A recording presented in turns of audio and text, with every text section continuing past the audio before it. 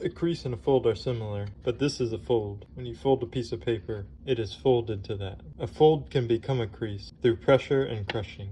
What was once a fold is now a crease, completely transformed through the crushing and through the pressing that happened to it. So when we decrease, God is not just telling us to fold and to have an opportunity to spring back. He's not just telling us to, for this situation, for us to submit, but to submit our whole lives. He's getting us to a place of realizing, trusting Him with our whole lives, and going through the process. That is what decreasing looks like. When we decrease, He will increase. And the more we decrease, the more press we go through, the more crushing we go through, the more scoring we go through, the more God gets to increase in our lives and through our lives, to where we begin to experience God unfolding and experiencing a level of Him and a level of unfolding of who He is. The manifold wisdom of who He is begins to unfold in our lives, and we begin to see parts that we've never seen, experience Him in a way that we've never experienced. And the more we do it, the more we experience Him, and we get to see the length,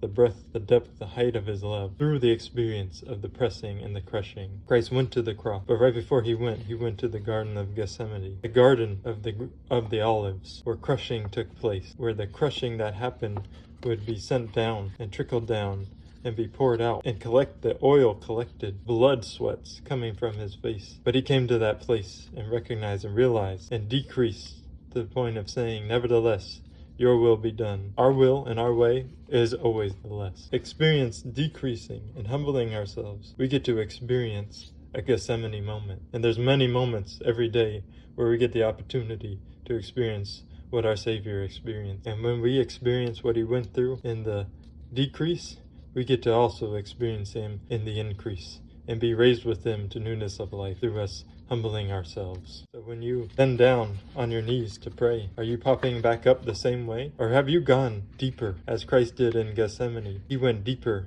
into that place.